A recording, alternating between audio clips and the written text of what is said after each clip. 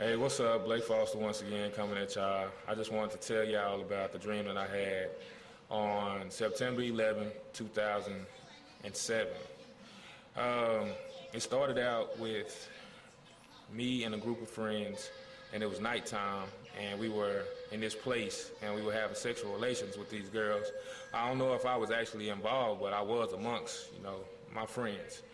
And so after we got done, I looked up in the sky, and the moon was just circling really fast and just kind of changing colors a little bit, and it was turning kind of red. And after that, I seen the throne of heaven. I saw Jesus' throne in the sky, and it was huge. It was just this big throne. It would put you in the mindset of the Washington Memorial with the Lincoln statue. And so it started from the east, or from the left side of the sky, and it came all the way slowly. It just started coming all the way to where I was. And so it stopped, and then it finally stopped, and it established itself. And I thought that the world was gonna come to an end, but it didn't. It just came and stopped. So after that, I was in front of, when I seen this, I was in front of my grandmother's backyard when I saw the throne, front yard, excuse me. And I was just like, what's today's date? And in my mind, it said December 12, 2012. So I went into the backyard of my grandmother's house, and it was a lot of people back there playing basketball. And this one guy that I used to go to school with, Brian McDonald, he asked me what that was in the sky, and I told him that it was the kingdom of heaven, and that we have to repent of our evil ways because the time is near, And so then after that, everybody in the backyard left, and it was just me and the goal. And it was like I tried to dunk it, and I had to dunk this goal, and I tried to dunk it the first time, and I missed badly, real bad. And then the second time I tried to dunk it, I got higher, but I still missed. And on the third or fourth time, I got it, and I dunked it barely with two hands. So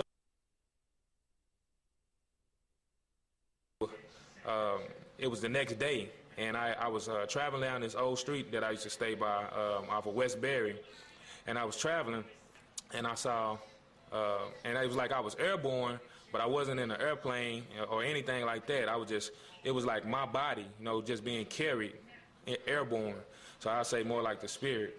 So I get down, and then I get, we stop, like right before the racetrack, and I get down, and and I'm going down this escalator with a lot of people, and I just start preaching to them, telling them that what I saw last night, which was that the kingdom of heaven, and I told them that it's time to repent of our evil, time to repent of your evil ways and get down with God and Jesus.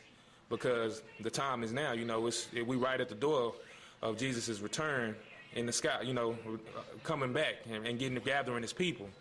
And I thought, I was like, man, they probably gonna think I'm crazy, but I didn't care, because it's more important to tell them than for them what they think about me. I don't care. So then I turned to the left.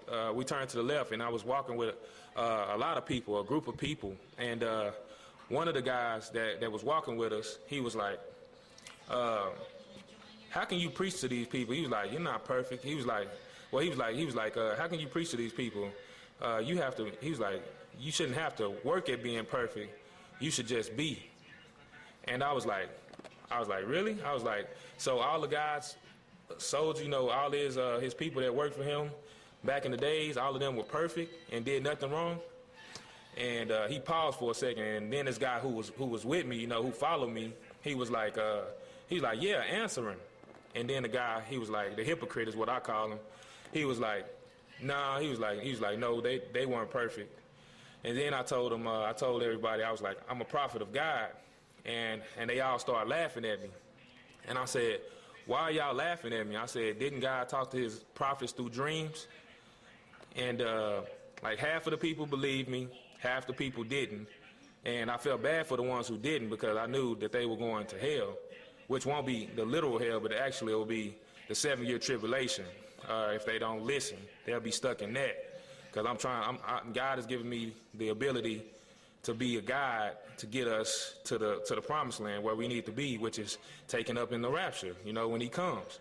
So if you don't listen, then that's going to be a problem. Just like if you didn't listen to Moses back in the days, you wouldn't make it to the promised land. You wouldn't be saved. You wouldn't even got it out of Egypt, because God uses humans to do his work. He uses humans to guide his people. It's his guidance. He just uses vessels, people. And so yeah, that was the dream, and hope everybody takes heed. I pray I pray for everybody. I pray that nobody get caught up in that 7-year tribulation ran by the Antichrist. I mean, come on, the devil's son, that's not good, you know what I'm saying? And just gotta pray. We just gotta be good. We have to repent of our evil ways.